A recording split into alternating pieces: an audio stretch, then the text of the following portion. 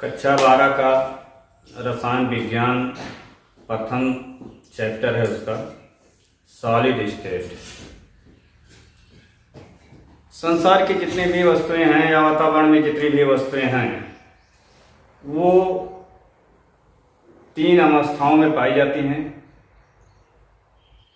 या तो वो ठोस अवस्था में होगा, सॉलिड स्टेट में होगा, या लिक्विड स्टेट में होगा, द्रव अवस्था में, या फिर गैसीय अवस्था में होगा।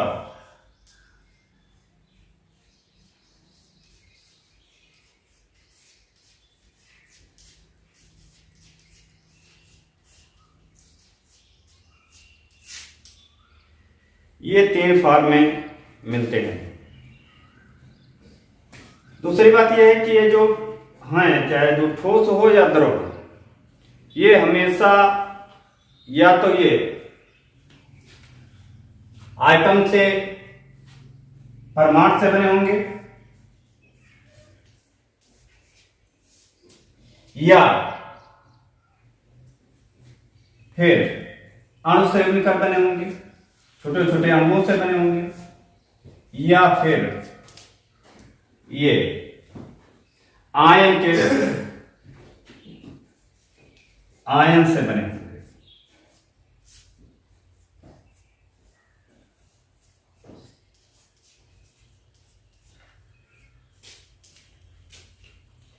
तो परमाणु या अणु यानी एटम या मॉलिक्यूल या फिर आयन, इन्हीं अणुओं से मिलकर के ये बने होते हैं। अब देखना ये कि सॉलिड ठोस क्या है, द्रव क्या है, गैस क्या है। ठोस अवस्था क्या है, द्रव अवस्था क्या है,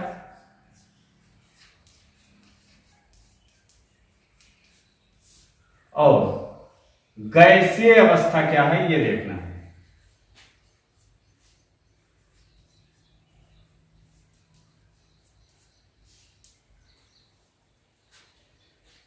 ठोस अवस्था में इसका जो शेप होता है या साइज होता है,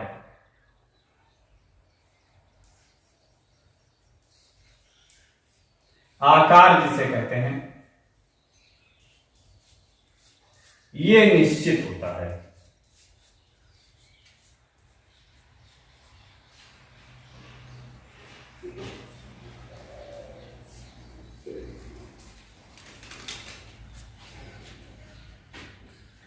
द्रव में भी इसका आकार निश्चित नहीं होता बल्कि ये बहता है।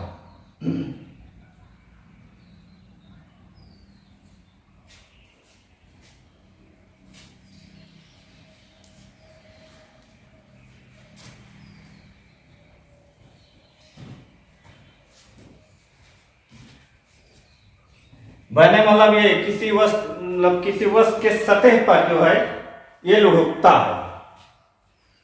गैसीय अवस्था में ये डिफ्यूज होता है, फैलता है, चारों दिशाओं में फैलता है, ये चारों तरफ ये फैलता है।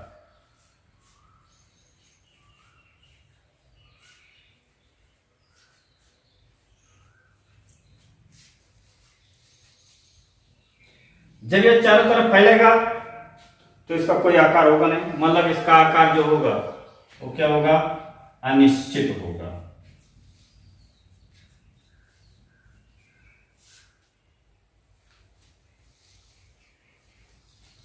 इसका भी आकार निश्चित नहीं होता है। जिस बर्तन में रखा जाता है उसी का आकार ग्रहण कर लेता है, इसका भी आकार अनिश्चित होता है।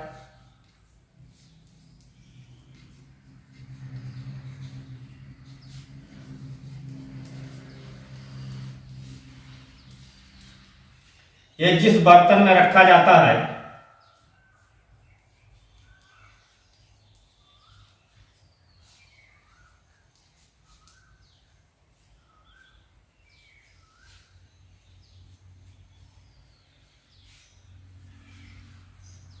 उसी का आकार ग्रहण कर लेता है।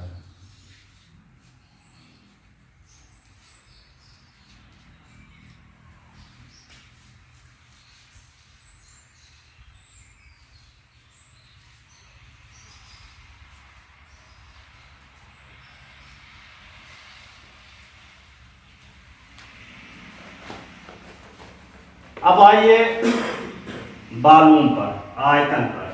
दूसरा है आयतन।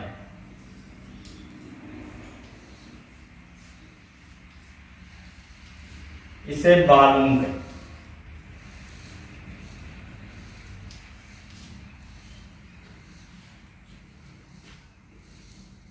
तो जो ठोस होते हैं उनके जो अणु होते हैं या परमाणु होते हैं, उनके जो वो आपस में सटे होते हैं। सटे होने की वजह से ये एक दूसरे के पथ, इनके अंदर आकर्षण शक्ति ज्यादा होती है, जिससे ये इनका जो आकार होता है वो भी निश्चित होता है। इसका आयतन भी इसी वजह से निश्चित होता है।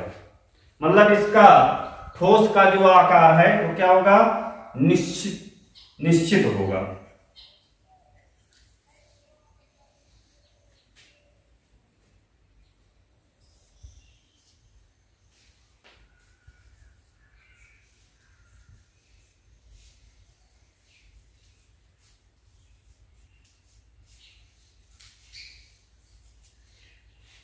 द्रव का भी आकार निश्चित होता है।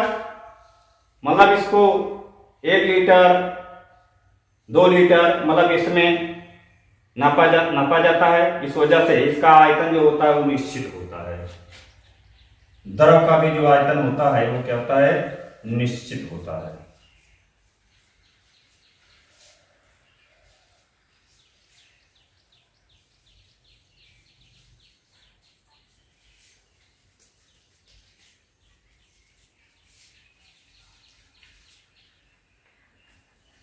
और गैस का ना तो आकार निश्चित होता है और ना आयतन ही निश्चित होता है, क्योंकि इसके कण जो होते हैं, इसके जो आइटम्स होते हैं, जो इसके मॉलिक्यूल होते हैं वो दूर दूर बिखरे होते हैं, चारों तरफ बिखरे होते हैं। इस वजह से इसका ना तो आकार निश्चित होता है और ना आयतन ही निश्चित होता है।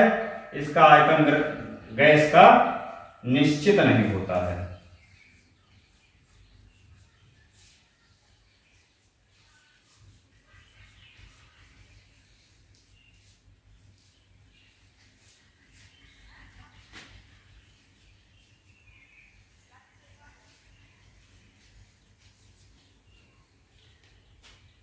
तीसरी बात देखा जाए, घनत्व के मामले में देखा जाए डेंसिटी,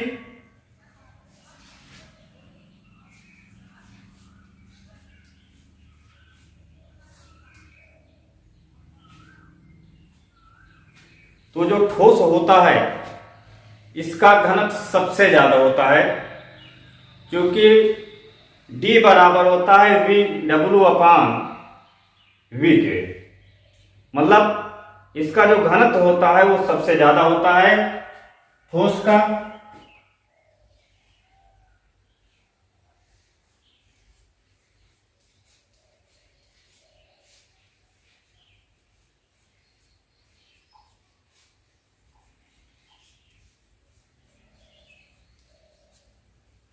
और द्रव का जो होता है घनत्व ठोस की अपेक्षा कम होता है।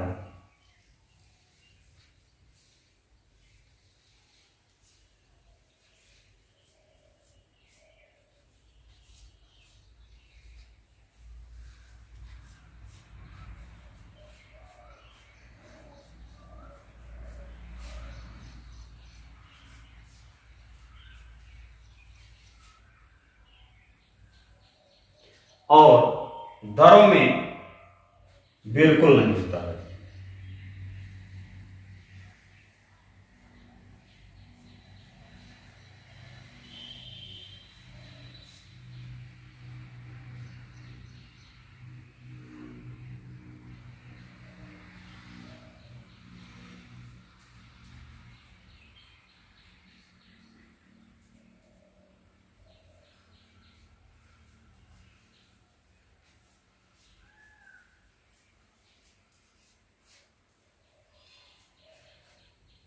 नगण्य,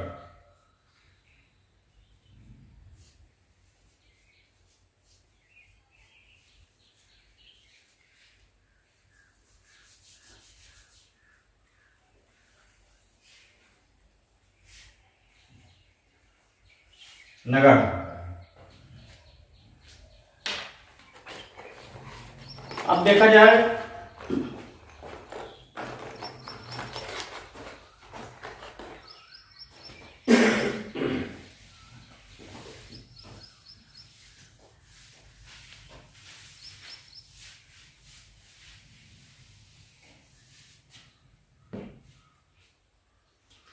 ठोस के अण जो होते हैं वो किस तरह होते हैं। ठोस के अण जो होते हैं हमेशा एक दूसरे से सटे होते हैं।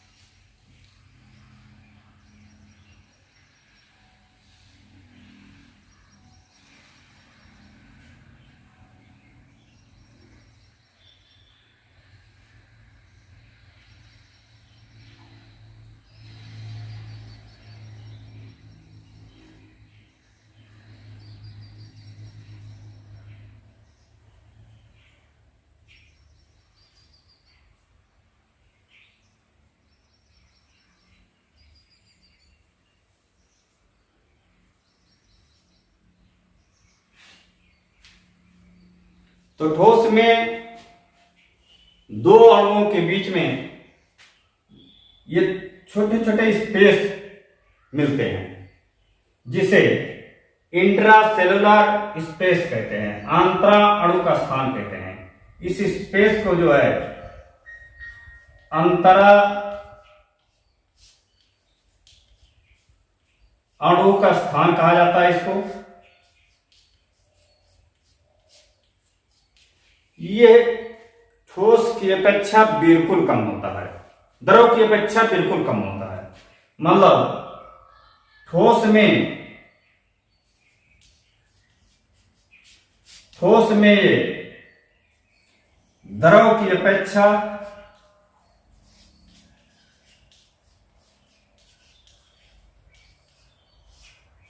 कम होता है।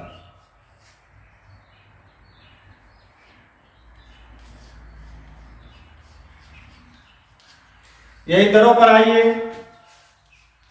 द्रव में गैस की अपेक्षा कम होता है।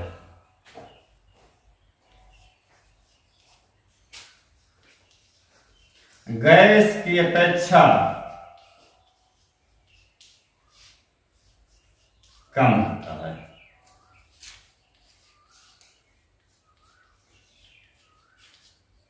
और गैस में इंट्रासेलुलर स्पेस सबसे ज्यादा होता है। इसी वजह से ये चारों तरफ डिफ्यूज रहते हैं या बिखरे रहते हैं।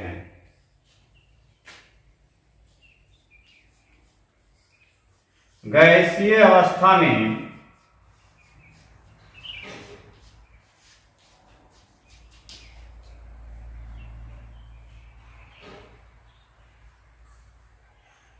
परमाणु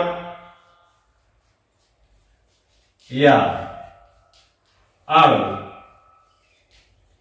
या आयन, कुछ भी कह लीजिए, वो चारों दिशाओं में फैले होने के कारण चारों दिशाओं में फैले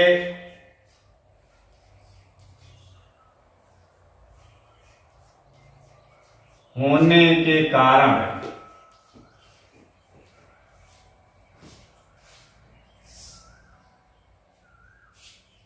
अंतरा अणु स्थान सबसे ज्यादा होता है।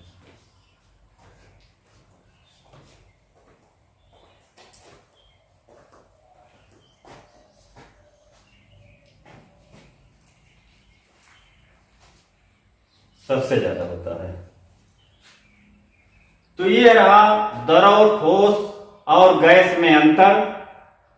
अब द्रव ठोस की परिभाषा कैसे हाँ चलो ये और देख लिया जाए, अंतराणु का स्थान वाला देख लिया जाए कैसे। ये तो ठोस में हो गया।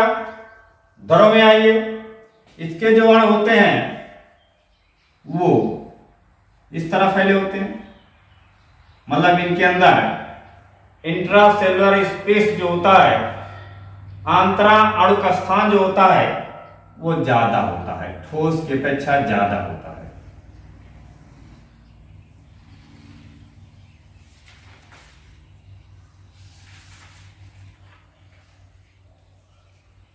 गैस में आइए, देखिए गैस में फैले होते हैं।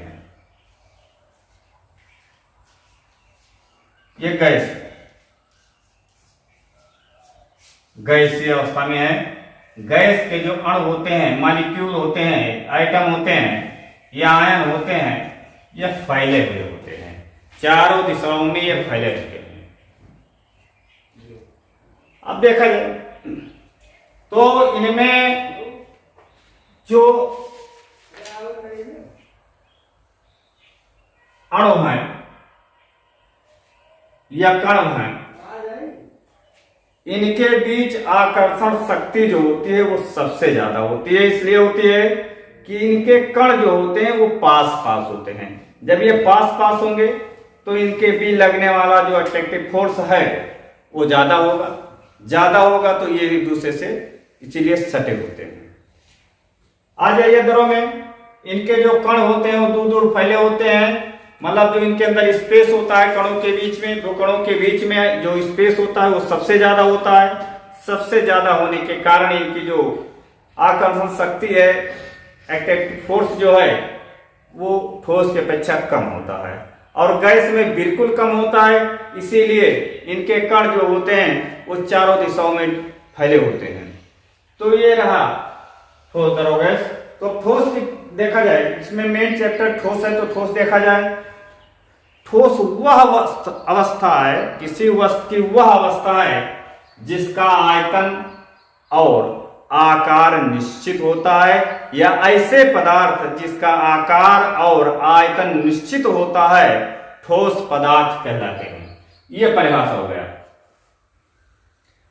अब आइए ठोस या सॉलिड कितने प्रकार के होते हैं ये देखा जाए।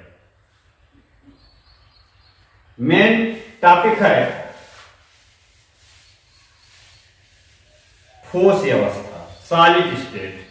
ये मेन टॉपिक है, मेन चैप्टर है।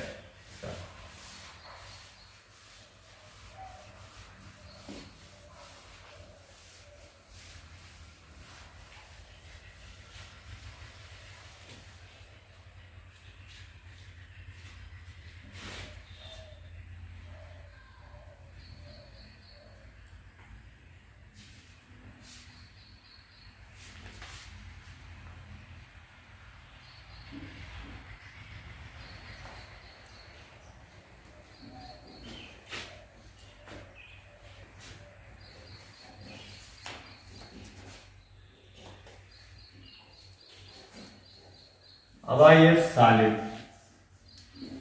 ठोस के प्रकार।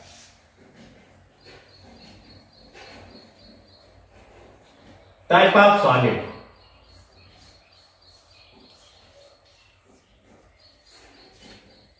ठोस के प्रकार, ये कितने प्रकार के होते हैं ठोस? तो ठोस मुख्यतः दो प्रकार के होते हैं।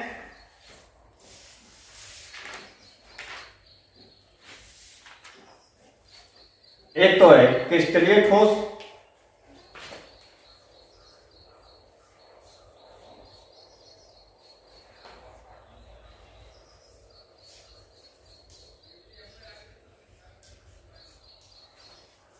इसे क्रिस्टलाइन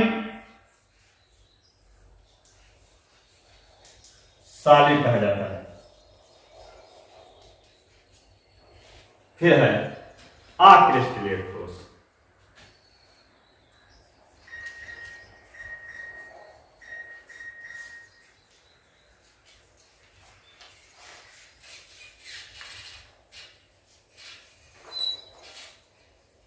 एमार्फस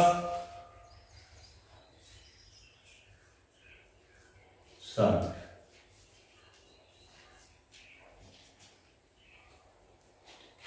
तो ठोस दो प्रकार के हुए, एक तो क्रिस्टलीय ठोस, दूसरा अक्रिस्टलीय ठोस। जिसे क्रिस्टलीय ठोस को अंग्रेजी में कहते हैं क्रिस्टलाइन सॉलिड, और अक्रिस्टलीय ठोस को ये मार्फस क्रिस्टलाइन मतलब सॉलिड कहा जाता है इसे।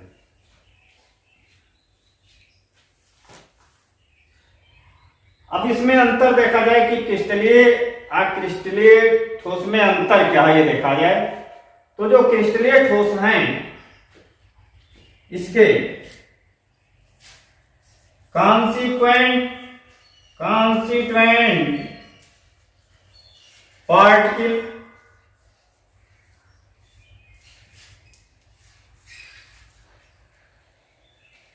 ये नियमित क्रम में होते हैं, जबकि अक्रिस्टलाइन सॉलिड में ये अनियमित क्रम में होते हैं। कैसे होते हैं? ये जो कॉन्स्टिट्यूएंट पार्टिकल हैं ये एटम्स,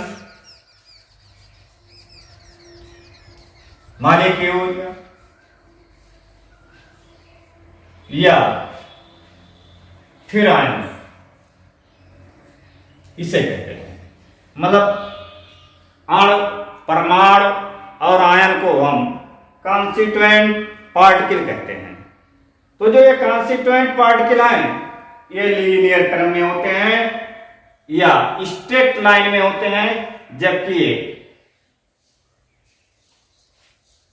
जो है अनियमित आकार के होते हैं, अनस्ट्रेट लाइन में होते हैं। कैसे होते हैं देखिए, ये क्रिस्टलाइन वाले देख लीजिए, ये जब बड़ा कोई गोल जिसमें छिद्र हो उसको रख करके जब बनाएंगे तो यह बढ़िया बनेगा। किस तरह देखिए, ये इसका साइज सेम होना चाहिए।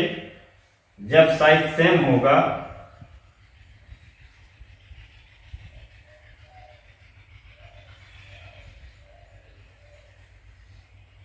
ये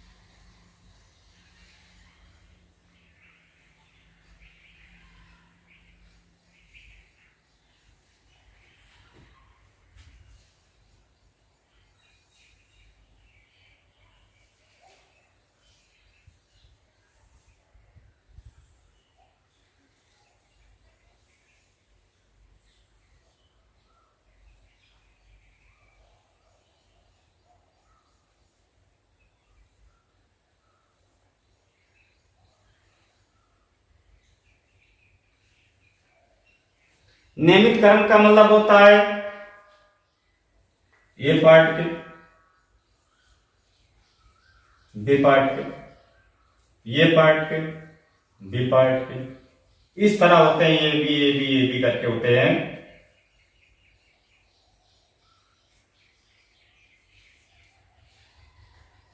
इनका जब सेंटर से खींचा जाए रेखा तो ये सीधा रेखा बनता है इसका।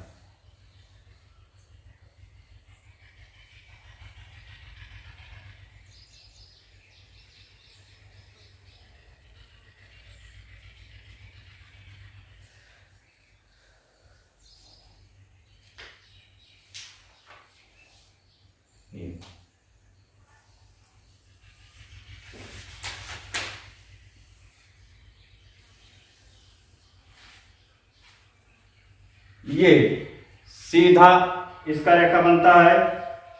ये जिस एंगल से देखेंगे यूं खींचा जाए, यूं खींचा जाए तो ये स्टेट उसमें होगा। एक बात। दूसरी बात, जब क्रिस्टलाइन वाले सॉलिड में प्रकाश को या प्रकाश प्रवेशित किया जाएगा तो उसके जो गुण होंगे वो भिन्न भिन्न होंगे। इसके जो भी गुण होंगे, मान लीजिए ये है, अब ये जब लाइट इधर से पड़ती है तो इधर भी जा सकती है, इधर भी जा सकती है, इधर भी जा सकती है, इधर भी जा सकती है, या इधर से अगर लाइट पर आती है तो ये इधर भी जा सकती है, इधर भी जा सकती है, किसी भी तरफ जा सकती है। इसलिए इसके जो गुण होंगे वो असमान होंगे, मतलब इसके भिन्न भिन्न गुण इसके अंदर निहित होंगे। ये अक्रिस्टलीय ठोस देखा जाए, अक्रिस्टलीय ठोस में क्या है, इसके जो अण कण या आयन होते हैं वो, मतलब इसके अंदर जो इसमें स्पेस छूटता है, ये स्पेस है, अणु का स्थान है, अंतरा अणु का स्थान है, यानी दो अणुओं के बीच में स्थान छूट जाता है। जबकि ऐसा अक्रिस्टलाइन सॉलिड में नहीं है, ठोस में नहीं है। अक्रिस्टलीय ठोस में कैसे होता देखिए,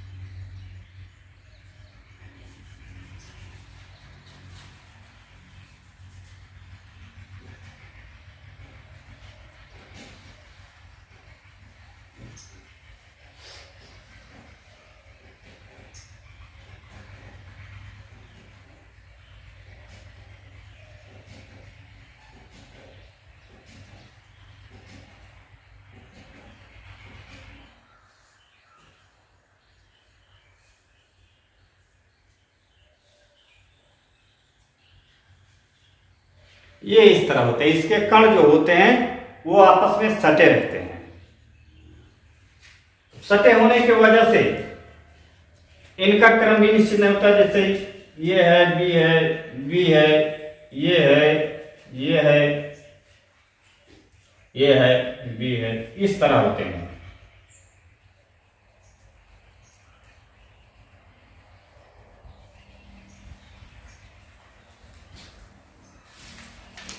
तो ये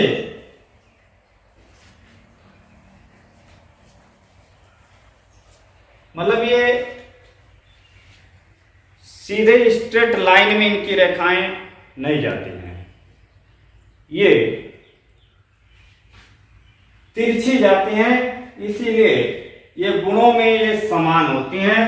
मतलब ये अगर ये अक्रिस्टलीय ठोस में प्रकाश की किरणें गुजारी जाएं तो ये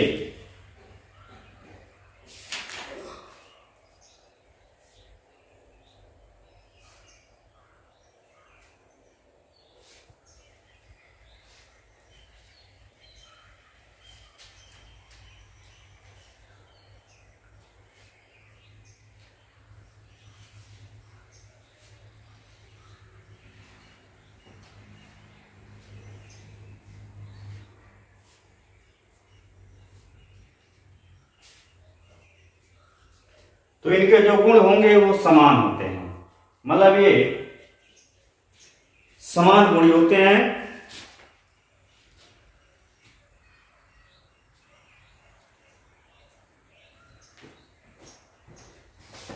इसकी जो मेल्टिंग पॉइंट जो होती है वह क्वथनांक, इसका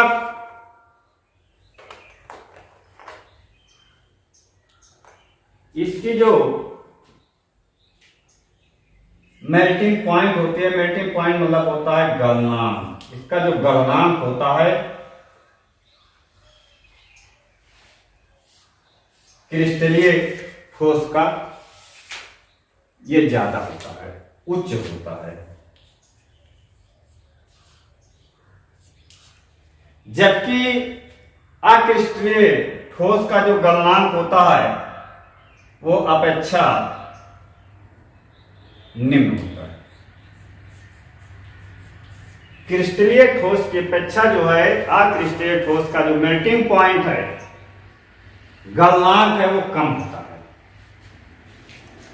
क्यों कम होता है?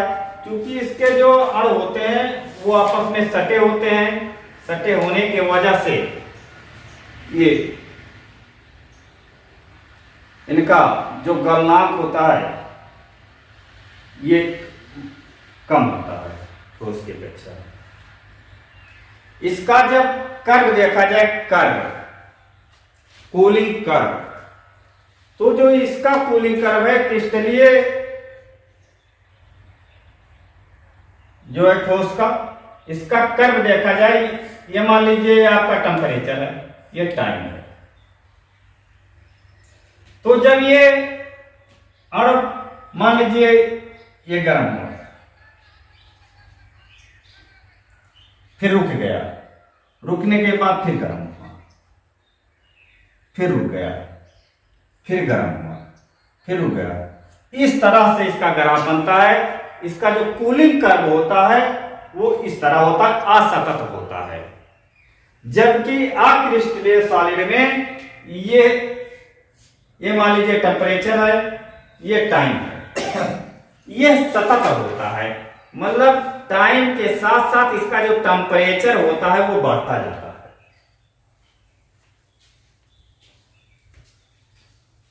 अब एक पॉइंट बच रहा है,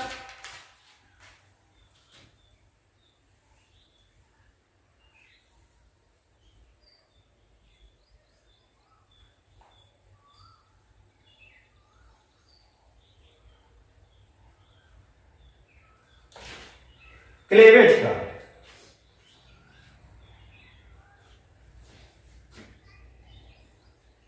जब क्रिस्टलीय ठोस को काटा जाएगा तो क्लियर कटेगा, और यह जो है ये क्लियर नहीं कट पाता है, ये जगह जगह फूट जाता है,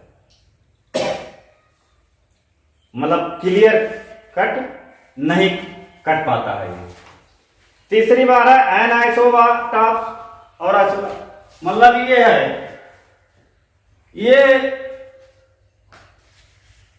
क्रिस्टलीय जो सॉलिड होता है सिकता होती है, ये जो क्रिस्टलीय ठोस होता है ये विषमदैशिकता होती है। क्या होता है? विषमदैशिकता होता है।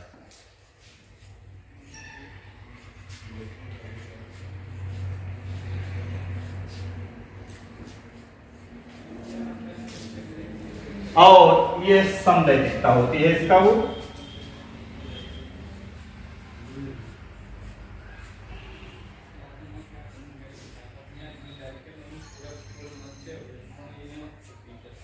ये समदैशिकता होती है, जो क्रिस्टलीय सॉलिड है ये समदैशिकता होती है। तो ये रहा सॉलिड। अब इसके बाद में अगला चैप्टर जो होगा, अब उदाहरण देख लिया जाए। सोडियम क्लोराइड है क्रिस्टलीय सॉलिड में, फॉर एग्जाम्पल देख लिया जाए। पोटेशियम क्लोराइड है, सोडियम क्लोराइड है,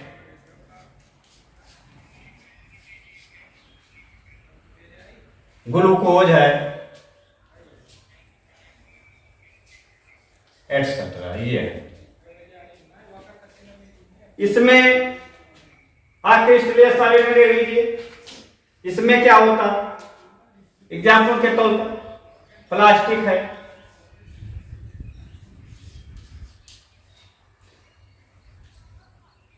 शीशा है,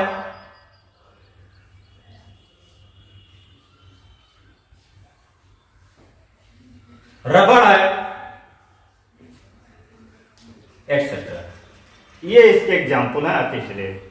दूसरी बात ये, क्रिस्टलीय जो होते हैं ये इसका जो मेल्टिंग पॉइंट है ये फिक्स होता है, जबकि क्रिस्टलीय ठोस में इसका जो मेल्टिंग पॉइंट है, गलनांक है, ये फिक्स नहीं होता है, निश्चित नहीं होता है। क्यों नहीं होता है? क्योंकि ये सबसे पहले जब इसको उष्मा दिया जाएगा तो नरम होगा, लूज होगा, फिर इसके बाद ही पिघलेगा।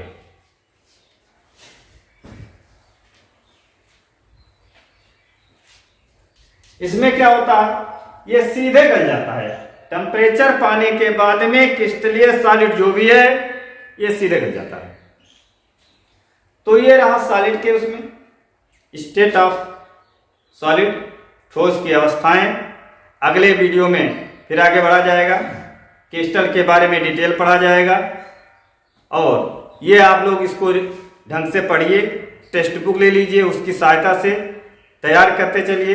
धीरे धीरे धीरे धीरे, क्योंकि छुट्टी लंबा है, जून तक का हो सकता है छुट्टी बढ़ जाए।